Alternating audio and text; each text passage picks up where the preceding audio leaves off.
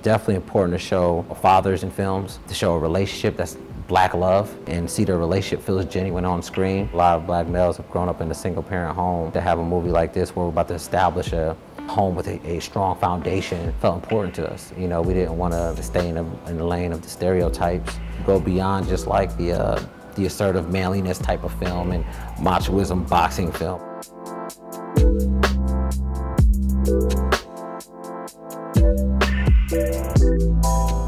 I'm Steven Caple Jr. and I'm a writer and director. When I got the call to do Creed, I was working on this TV show, Grownish. They were interested in me directing a film after seeing my first feature film, The Land. And I got recommended by Ryan Coogler, who did the first one, who also just recently completed Black Panther. And yeah, and I went in with Sly and Mike B, and we kind of talked character, talked story, got a vibe for each other. We meshed pretty well. And then next thing you know, I was off to Philadelphia. I was excited like anyone else would be, but at the same time, you know, it came with a different wave of emotions. You know, I was a bit nervous as well because the first one did so well.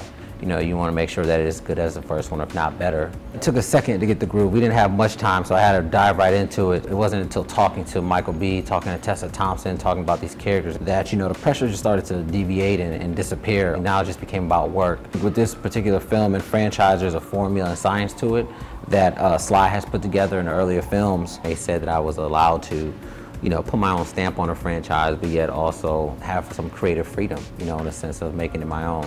And so with me, it was a balancing what people liked about Rocky IV, what people dug about Creed 1, and then finding areas where I could sprinkle my own touch. And I think it's definitely important to show, like we talked about, fathers in films, to show a relationship that's Black love and see their relationship feels genuine on screen. Realize that family is most important. A lot of Black males have grown up in a single parent home.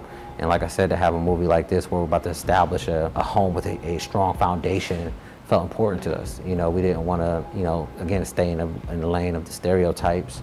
And then we started switching it up a bit. You know, his daughter's name is Amara, you know, so we started getting out of the Greek mythology a bit and started going into the African roots. Go beyond just like the assertive manliness type of film and machoism boxing film. I think now you start to open up the conversation for someone who's actually going through something, you know, and so his family was that. It's like a key to his heart, so to speak. And I want people to feel touched, you know, by the end of this film and walk away with some sort of emotion, whether it's to hug your mom, hug your pops, your kids. I want to make sure the family theme was alive.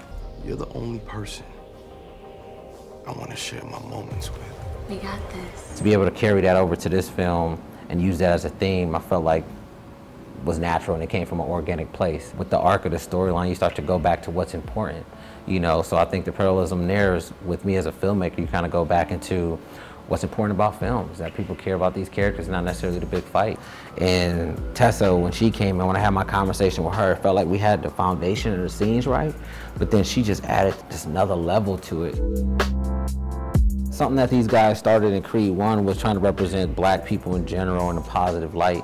You know, I think that's huge, on camera and behind. Seeing Adonis Creed as I see him as someone like myself. Someone had a rough upbringing, still went to college, still is considered smart. He's not like the cliche Black dude in the film where he's just loudmouth, showboating, anything like that. Like he had a well-thought, placed together backstory.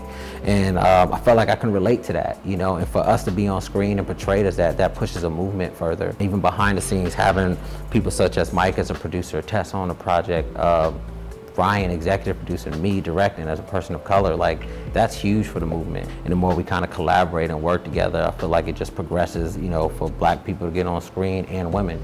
Yeah, man, we're trying to change the narrative on screen and behind.